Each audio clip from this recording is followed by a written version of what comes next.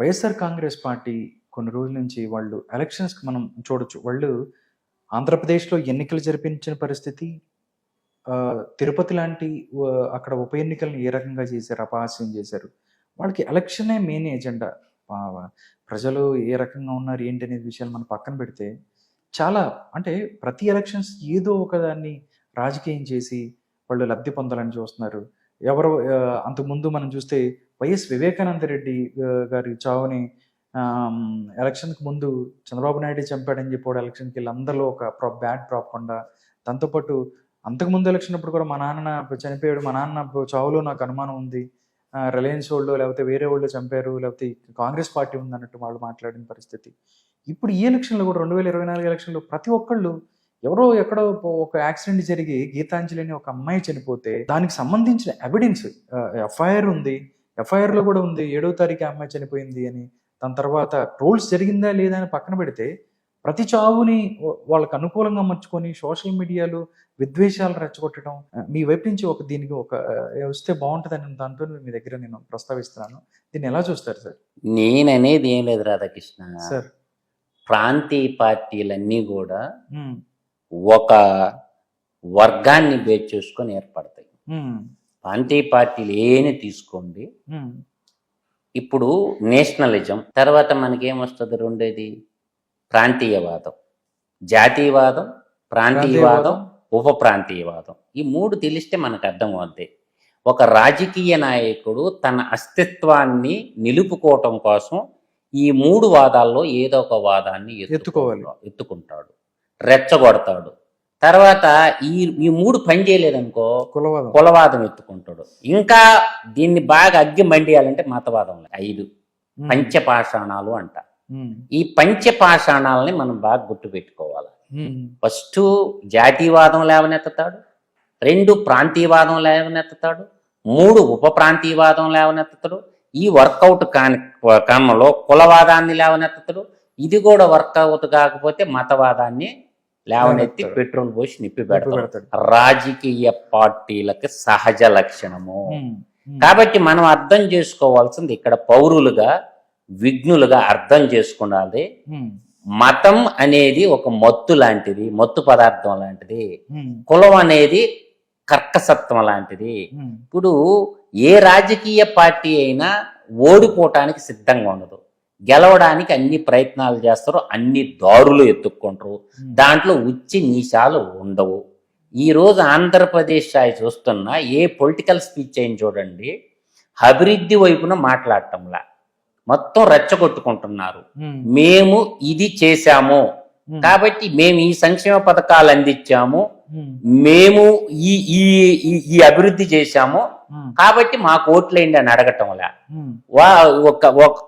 వాడు కమ్మోడు ఓటేయద్దు, వీడు కాపోడు ఓటేయద్దు, వీడు రెడ్డి ఓటేయద్దు, వీడు బైబిల్ చదువుతాడు ఓటేయద్దు, వీడు భగవద్గీత చదువుతాడు ఓటేయద్దు, వీడు ఖురాన్కి వ్యతిరేకం ఓటేయద్దు, ఇలా వీడు దేవుళ్ళకి వ్యతిరేకం ఓటేయద్దు, ఇలా చెప్పుకుంటూ తిరుగుతున్నారు. అభివృద్ధి గురించి, అభివృద్ధి కోణంలో గురించి ఒక్క మాట కూడా మాట్లాడుకోవటంలా. ఈ విధంగా ఏంటంటే ఏది జరిగినా కూడా రాజకీయ పార్టీలు అంటే శవాల మీద పేలాలు ఏరటం అంటారు చూసావా, ఏది జరిగినా కూడా దాన్ని వాళ్ళకు అనుకూలంగా మార్చుకుంటారు. ఆడికి పోయేది దొంగ కన్నీళ్లు గార్చేది, వాళ్ళకు 2 లక్షలు 3 లక్షలు వాళ్ళ మకాన్ని ఇచ్చేది, ఫోటోలకు ఫోజులు కట్టుకునేది, వాళ్ళకు అనుగుణంగా మార్చుకుంటారనమాట. అందువల్ల ఏంటంటే ఈ గీతాంజలి అమ్మాయి ఎపిసోడ్ ఏంటంటే, ఆ అమ్మాయి ఏంటంటే తెనాల్లో పుట్టుఓవర్ బ్రిడ్జి ఉంటుంది, ఆ లిఫ్ట్లు ఉంటాయి, దాంట్లో పోకుండా రైల్ ట్రాక్ మీద ఎందుకు పోయింది? యాజ్ పర్ రైల్వే యాక్ట్ ప్రకారం అమ్మాయి ముద్దాయి. రైలు పట్టాల మీద నిన్ను నడవమన్నాడు. ఆడ పుట్టుఓవర్ బ్రిడ్జిలు ఉంటాయి. ఆ తెనాలి రైల్వే స్టేషన్ లో నేను ఒక 1000 సార్లు పోయి ఉంటా మా గ్రామానికి పోయేటప్పుడు. అందువల్ల ఏంటంటే ఆ అమ్మాయి వదిలేసిన రైల్వే చట్టాలను వ్యతిరేకించి ఆడ బోట్లు కూడా ఉంటాయి, రైలు పట్టాలు దాటితే 500 ఫైన్ అని. సహజంగా ఏంటంటే భారతదేశంలో ఒళ్ళు బతకాన్ని పక్కన పెట్టి లింగంపల్లి రైల్వే స్టేషన్ లో కానీ మన సికింద్రాబాద్ కానీ ఎక్కడైనా చూస్తుంటే అప్పుడప్పుడు పుట్టుఓవర్ బ్రిడ్జి ఉంటే పుట్టుఓవర్ బ్రిడ్జి మీద బారు, కింద రైలు పట్టాల మీద దాటుకొని పోతా ఉంటారు. ఆ క్రమంలో ఏం చేసిందంటే అమ్మాయి రైలు పట్టాలు దాడుతా 7వ తేదీ ట్రైన్ యాక్సిడెంట్ కొట్టేసింది. కొట్టేస్తే ఈనాడు పత్రికలో వచ్చింది వార్త. 8వ తారీఖు రోజు వేసారు. 7వ తేదీ జరిగితే ఆ రోజు వార్త ఈవినింగ్ పంపిస్తే మార్నింగ్ వస్తుంది. ఎవరో గుర్తు తెలియని అమ్మాయి రైలు కొట్టేసింది. అక్కడి నుంచి ఈ 108 వాహనంలో జీజీహెచ్ గుంటూరు తీసుకుపోయారు. మళ్ళీ 9వ తేదీ ఆ తెనాల్లో లోకల్ అమ్మాయి అని తెలిసింది, చనిపోయింది. ఆ అమ్మాయి అశ్రద్ధ వల్ల అమ్మాయి చనిపోయింది. దానివల్ల ఇప్పుడు పేదలు సమిధులు అయితే పేదల శవాల మీద కూడా రాజకీయం చేయటం అనేది ఏ పార్టీకి మంచిది కాదని నేను చెప్పగలను. దాన్ని ఒక వార్త తీసుకొని ఇవాళ ఫేస్బుక్, ట్విట్టర్, తర్వాత యూట్యూబ్ ఛానల్లో అన్నీ కూడా ఒక వార్తగా యూట్యూబ్లో డబ్బుల కోసం చేసుకునే వీడియోలు, అంతమంది ఒరిగేది ఏమి ఉండదు. దానివల్ల ఓటింగ్లో మార్పు వస్తుంది అని అనుకోవటం కూడా భ్రమలు. ప్రజలు క్లారిటీగా ఉంటారు. చేసిన అభివృద్ధి ఏంటి, ఇచ్చిన ఎంప్లాయ్మెంట్ ఏంటి, రోడ్లు ఎలా ఉన్నాయి, ఎంప్లాయ్మెంట్ చూస్తారు, రోడ్లు చూస్తారు. కాబట్టి ఓవరాల్గా వస్తువుల ధరలు చూస్తారు. ఈ రోజు ఏమైంది, బస్సు ఛార్జీలు 3 సార్లు పెంచుండు. ఆయన ముఖ్యమంత్రి కాకముందు బాధుడు అన్నాడు. ఈయనొచ్చి బాధు మీద బాధతా ఉండు. తర్వాత విద్యుత్ ఛార్జీలు దాదాపుగా 9 సార్లు ఏం పెంచాడు విద్యుత్ ఛార్జీలు. కాబట్టి నిత్యావసర ధరలు ఒకటి కాదు, అన్ని పెంచుకుంటా పోయాడు. ఇక మీకు ఆంధ్రప్రదేశ్ లో చుట్టుపక్కల రాష్ట్రాల్లో తక్కువలో దేనికొంటాయి ధరలు తెలుసా? అవినీతి చేయటానికి ఎక్కువ ధరలు పెడతారు. చుట్టుపక్కల రాష్ట్రాల్లో తక్కువ ఉంటాయి, ఆంధ్రప్రదేశ్ రాష్ట్రంలో ధరలు ఎక్కువ ఉంటాయి. కాబట్టి స్మగ్లింగ్ చేసుకోవటానికి ఆయా రాజకీయ పార్టీలకి అది ఒక వరంలాగా మారుద్ది. ఇప్పుడు డీజిల్ ధర ఎక్కువ ఉందనుకో, బయట రాష్ట్రాల నుంచి స్మగ్లింగ్ చేసుకుంటే లీటర్ 10 రూపాయలు, 1,00,000 లీటర్లు అమ్మితే ఎంత డబ్బు మిగిలిద్ది? 10 లక్షలు మిగిలిద్ది. అందువల్ల ధరలు అధికంగా పెట్టడానికి కారణం ఏంటంటే జగన్మోహన్ రెడ్డి తన యొక్క ఎమ్మెల్యేలకి, తన యొక్క కార్యకర్తలకి ఈ స్మగ్లింగ్ వ్యవహారంలో భాగస్వామ్యాలు చేయడానికి ధరలు అధికంగా పెట్టిన మాట వాస్తవం. లిక్కర్ ధరలు అధికంగా ఉంటాయి. తమిళనాడుతో చూసుకున్నా, కర్ణాటకతో చూసుకున్నా, ఈవెన్ తెలంగాణతో పోల్చుకున్నా కూడా లిక్కర్ ధరలు అధికంగా ఉంటే పక్క రాష్ట్రాల నుంచి స్మగ్లింగ్ చేసుకొని మన కార్యకర్తలు సంపాదించుకోవచ్చు. ఇది ఒక theory of economic theory, simple, అడేం లేదు. మీకు పక్క రాష్ట్రాల్లో ఏం దొరకదు? తమిళనాడులో ఇసుక దొరకదు, కర్ణాటకలో ఇసుక దొరకదు, తర్వాత ఇసుక దొరకందేడా తెలంగాణలో. కాబట్టి ఇసుక అంతా మన చేతిలో ఉండదు కాబట్టి ఇది ఎక్స్పోర్ట్ చేసి అట్ట డబ్బులు కొట్టేయచ్చు. లిక్కరు ఎక్కువ ధరలు ఉంటే మన పక్క రాష్ట్రాల నుంచి తెప్పించి మన కార్యకర్తలు కొంత సంపాదించుకునేదానికి వెసులుబాటు ఉంటది. చూడండి, డీజిల్ మనం స్మగ్లింగ్ చేసుకుంటే బోర్డర్లో పెట్రోల్ పంపులకు స్మగ్లింగ్ చేసుకుంటే లీటర్ 10 రూపాయలు అంటే 10 లక్షల లీటర్లు తెచ్చిందంటే ఎంత అయింది? 10 రూపాయలు.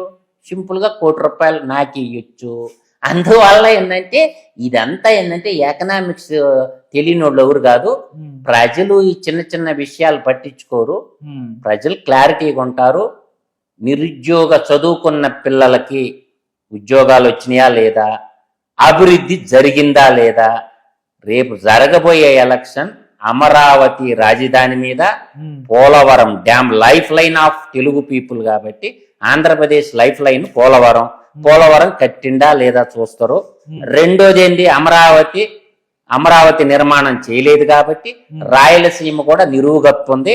ఆయన విశాఖపట్నం రాజధాని అనగానే నువ్వు అట్టేపో అని చెప్పి రాయలసీమ పబ్లిక్ కూడా క్లియర్ గా ఉన్నారు. ఈడు మన రాయలసీమ బిడ్డ కాదురా నాయన, ఈడు ఉత్తరాంధ్ర పోతాడు. ఉత్తరాంధ్ర ఎన్ని కిలోమీటర్లు? ఇవాళ హిందూపురం ఏడుంది, విశాఖపట్నం ఏడుంది. ఒక పనికి రాజధానికి పోవాలంటే అందరికి సమాన దూరంలో ఉండేది అమరావతి అనుకూలంగా ఉంటది. అందరికి అనుకూలమైన నగరం అమరావతి. అందువల్ల రాయలసీమ వాళ్ళు అందరూ కూడా, మేధావి వర్గం అందరూ కూడా ఉంటే అమరావతి ఉండాలా, లేదంటే మా రాయలసీమ మాకు ఇచ్చేయండి. ఈయన కానీ వైజాగ్ పోతే ఏమవుద్దంటే ఇంకొక రాష్ట్రానికి ఉద్యమానికి నాంది బలకాల్సి వస్తుంది. ఖచ్చితంగా గ్రేటర్ రాయలసీమ ఉద్యమం నిరువుగప్పిన నిప్పు. ఎవరు విశాఖపట్నం రాజధాని తీసుకుపోయినా గ్రేటర్ రాయలసీమ ఉద్యమం నిరువుగప్పి ఉంటది. మళ్ళీ ఆంధ్రప్రదేశ్ ఇంకొక 2 ముక్కలుగా ఇడిగిపోవటానికి సిద్ధంగా ఉండాలా. నువ్వు సిద్ధం సభలు ఎన్ని పెట్టుకున్నా జరిగిందేదో జరిగిపోయింది, అందరికి సమాన దూరంలో ఉంది కాబట్టి అమరావతి క్యాపిటల్ గా కానీ కొనసాగించకపోతే గ్రేటర్ రాయలసీమ మాత్రం నిరువుగప్పిన నిప్పు మరో విభజనకి దారి తీస్తుంది. అందువల్ల జగన్మోహన్ రెడ్డికి ఒక్క ఛాన్స్ అంటే ఇచ్చారు. ఇంకా నో మోర్ ఛాన్స్. రాసి పెట్టుకోమని గతంలో చెప్పిన, ఇప్పుడు చెప్పిన, 2024 ఎలక్షన్ ఎప్పుడు వచ్చినా యువజన శ్రామిక రైతు పార్టీ బంగాళాఖాతంలో కలిసిపోయే పార్టీ. జగన్మోహన్ రెడ్డిని ఇంటికి పంపించడానికి ప్రజలు సంసిద్ధంగా ఉంటారని మాత్రం నేను చెప్పగలను.